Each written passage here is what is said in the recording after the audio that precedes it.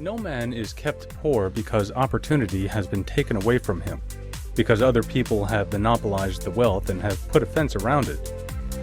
You may be shut off from engaging in business in certain lines, but there are other channels open to you. Probably it would be hard for you to get control of any of the great railroad systems. That field is pretty well monopolized.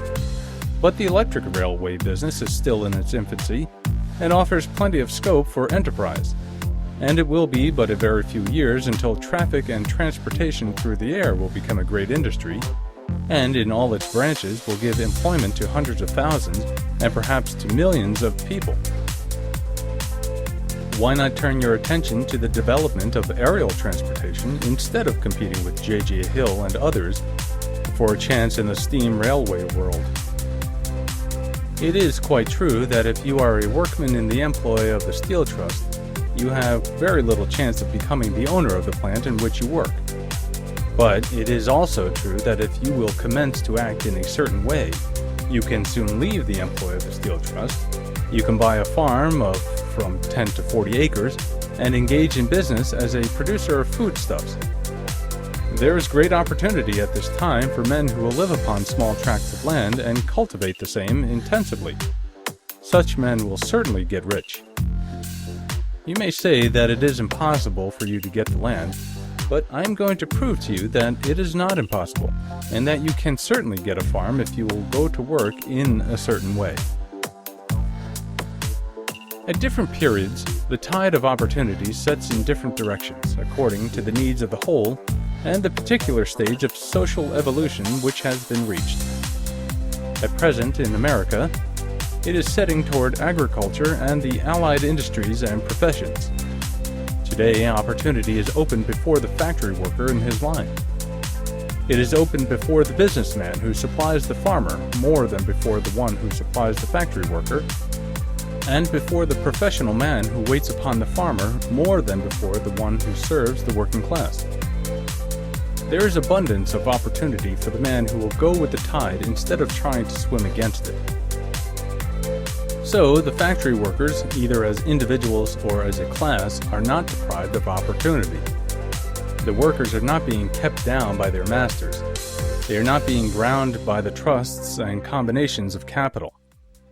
As a class, they are where they are because they do not do things in a certain way. If the workers of America chose to do so, they could follow the example of their brothers in Belgium and other countries and establish great department stores and cooperative industries. They could elect men of their own class to office and pass laws favoring the development of such cooperative industries. And in a few years, they could take peaceable possession of the industrial field. The working class may become the master class whenever they will begin to do things in a certain way. The law of wealth is the same for them as it is for all others. This they must learn, and they will remain where they are as long as they continue to do as they do. The individual worker, however, is not held down by the ignorance or the mental slothfulness of his class.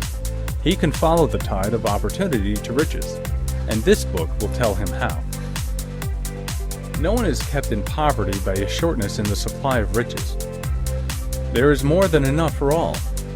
A palace as large as the Capitol at Washington might be built for every family on Earth from the building material in the United States alone.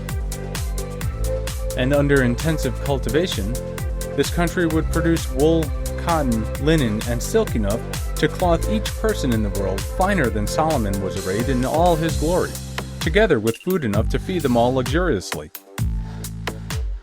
The visible supply is practically inexhaustible, and the invisible supply really is inexhaustible.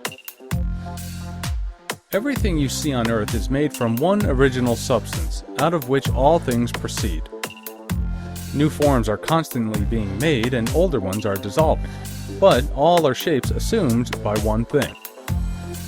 There is no limit to the supply of formless stuff, or original substance.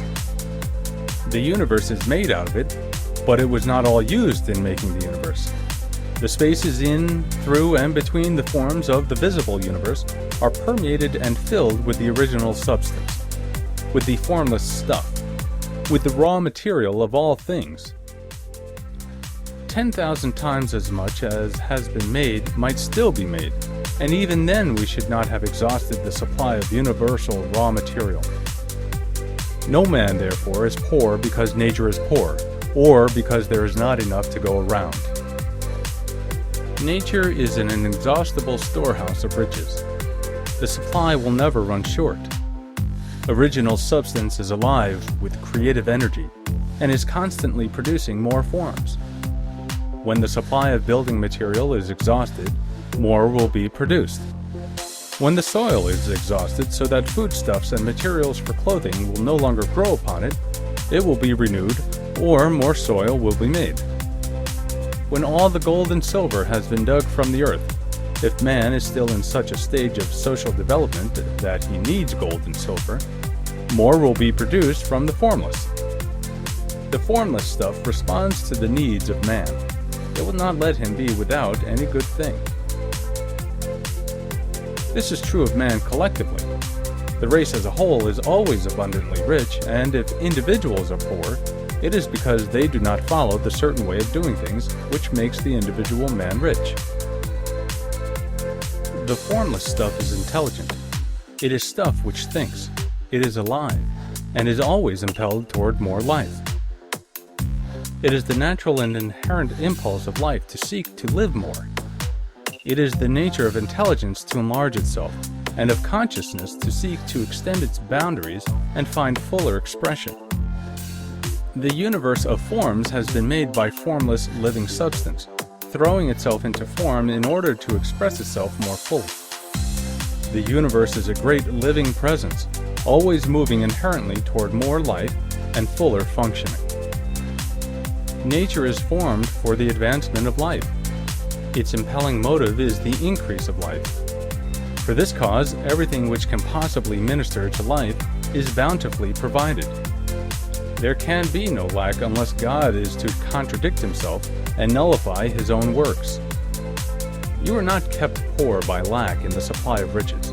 It is a fact which I shall demonstrate a little farther on, that even the resources of the formless supply are at the command of the man or woman who act and think in a certain way.